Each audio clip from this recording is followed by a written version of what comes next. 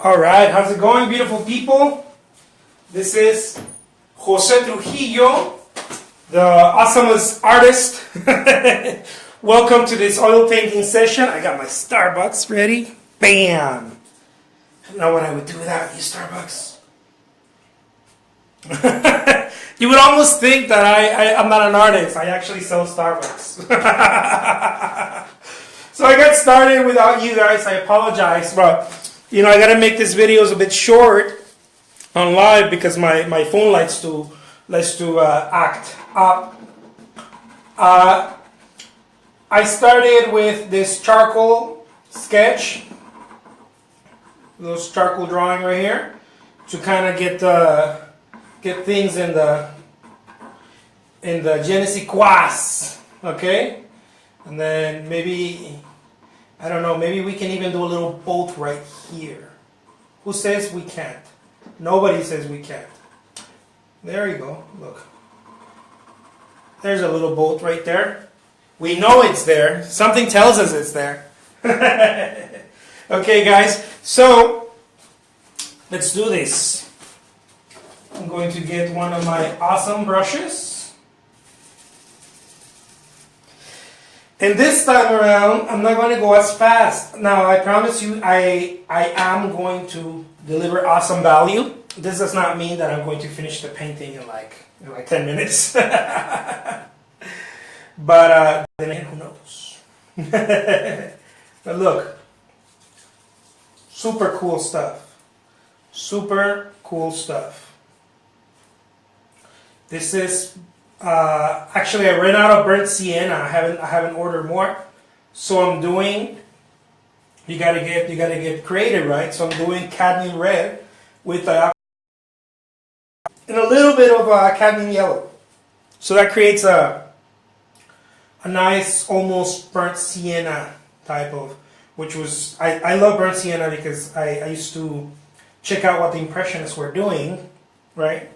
And I realized that they were doing a lot of that. Now, depending on the day, the reflections will be slightly either more opaque or darker, right? So I'm going to make them a little darker. In order to do that, I'm going to put a little bit more dioxazine purple. You can use black, you can use different stuff, but I like to keep my colors fresh. So let's put a little bit of white to create our tint. Okay? If you're wondering what this color is, I'm also wondering what that color is. I know it's some sort of yellow that I kept there, but I don't know. I think it's Naples yellow. I don't know. So this will make our, sort of like a flesh tone, almost. We're going to make our awesome homes, the brick out of that. See, very awesome, simple, to the point. See, there we go. Nothing too, nothing too. Now, if I want to make, I'm going to make some gray to put up here on the rooftops. In order to make gray, I'm going to make a cool Impressionist gray. This is created by Viridian and red. With a little bit of white, and you make one of those really awesome, very, very Manet almost gray.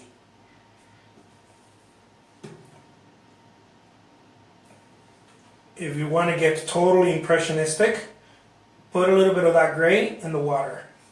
And now I'm not talking about as a reflection, I'm talking about as a almost a balancer for the eye. Gray is like, you guys ever gone to, well, everybody has, right? To the mall, I don't know if they still do it because I haven't gone in a while. But in the mall, when you go to the perfume section, the fragrance or perfume section, you will see grains of coffee there, right? And well, most women know this, right? I believe it's to clean, when you go, they clean the nostril, right? You smell the coffee and it resets, right? Because you're smelling all these different fragrances.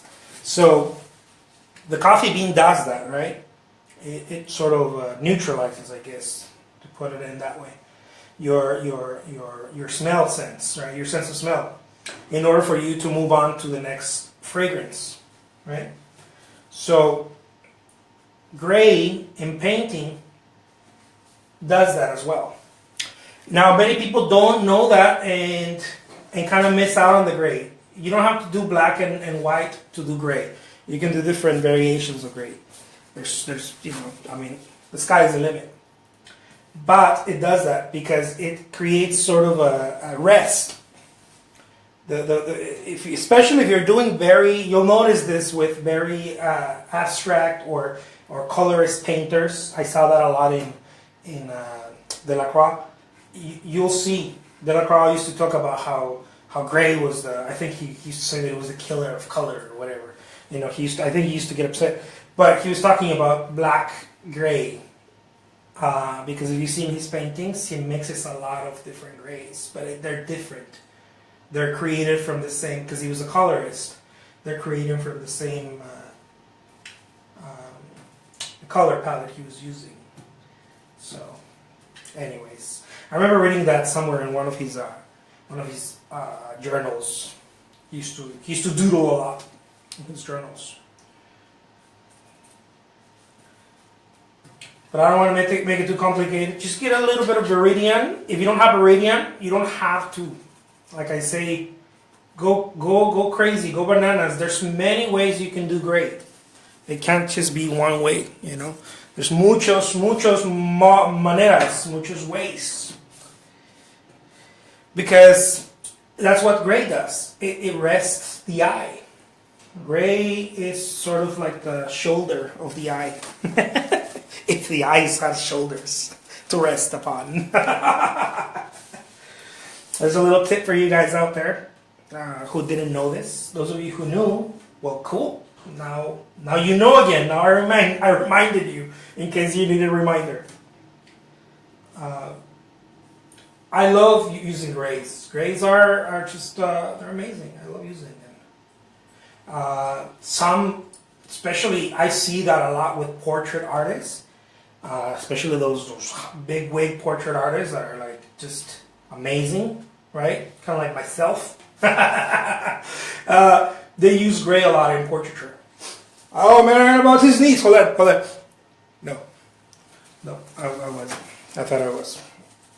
Yeah, portrait artists really, I think they tend to understand grays really well. An artist to check out if you want to understand gray. And I'm not talking about grayscale, okay? I'm talking about mixing gray into the flesh tone. It's a whole other game. Jeremy Lipkin, he's a great artist. He's a great portrait artist. He does also landscapes. Check out his grays, how he mixes the grays into his landscapes, into the way he works. I've always admired his work. Jeremy, if you're ever listening to one of my videos, big fan. Shout out to Jeremy Lipkin. We're brothers in spirit. He doesn't know me, but I feel like we know each other's souls. Something like that. Also, Lucien Freud, the artist, portrait artist from England.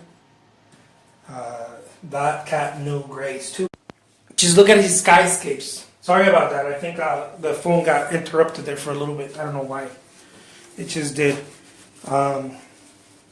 That's what happens when you go live. All sorts of strange stuff starts happening. It just does.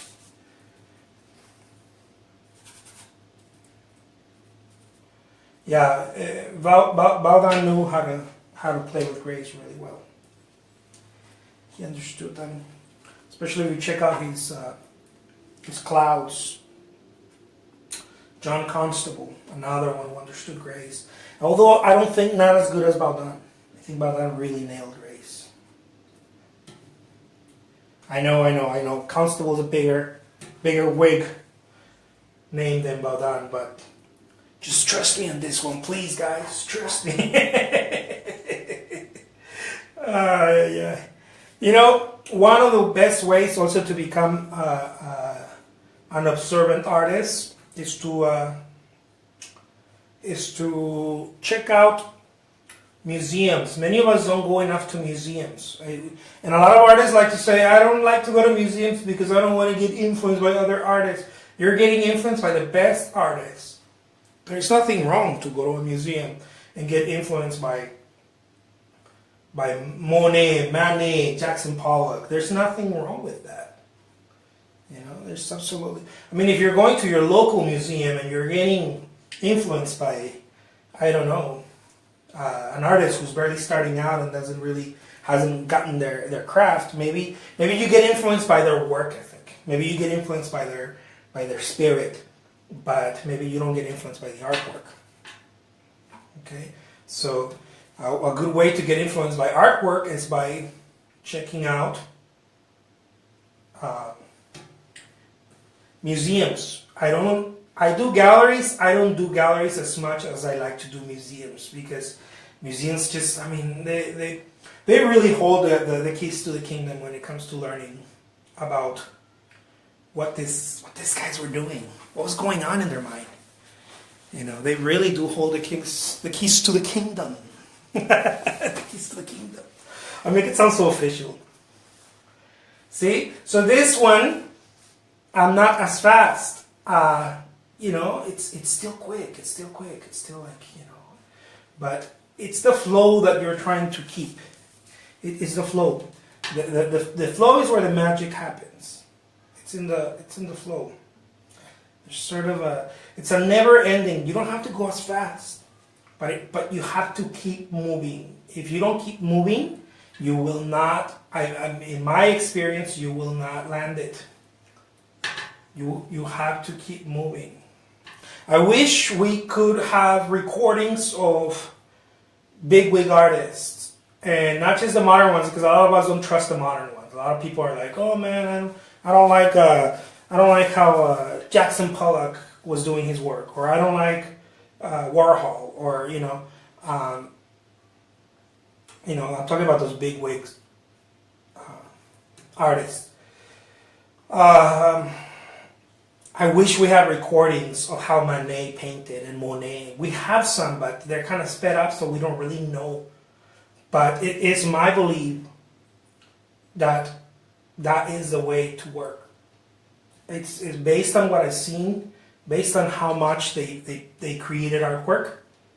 It's my belief that it was one after another.